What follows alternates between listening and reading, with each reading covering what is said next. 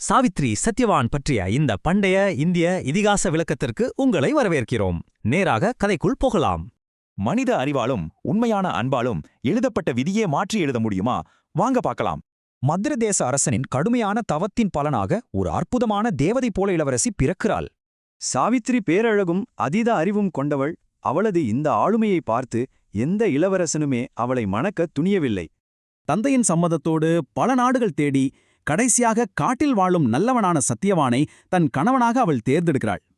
ஆனால் பாருங்கள், சத்தியவானுக்கு இன்னும் 1 வருடம்தான் ஆயுள் என்று நாரதர் ஒரு பேரெதிர்ச்சியான செய்தியை கூறுகிறார்.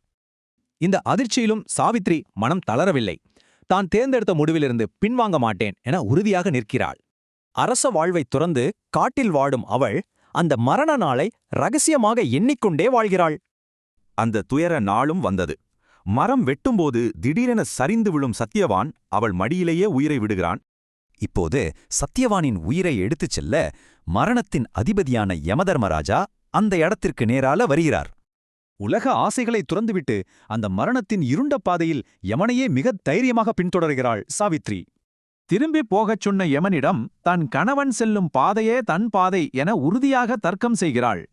அவளது தத்துவ அறிவைக் கண்டு வியந்த யமன் கணவனின் உயிரைத் தவிர வேறு சில வரங்களையும் அளிக்கிறார். இங்குதான் சாவித்ரி ஒரு பெரிய வலையை பின்னுகிறாள். முதலில் தன் மாமனாரின் பார்வையையும் ராஜ்யத்தையும் மீட்க வரம் கேட்கிறாள். இரண்டாவது படியாக தன் தந்தை அஸ்வபதி அரசனுக்கு சிறந்த ஆண் வாரிசுகள் பிறக்க வேண்டும் என வரம் பெறுகிறாள். மிக முக்கியமான 3வது படி, தனக்கும் சத்தியவானுக்கும் 100 குழந்தைகள் பிறக்க வேண்டும் என்று அவள் வரம் கேட்கிறாள். தான் வலையில் சிக்கிக் கொண்டதை சற்றும் உணராத யமதர்மன் தந்தேன் என அந்த இறுதி வரத்தையும் அவசரமாக வழங்கிவிடுகிறார்.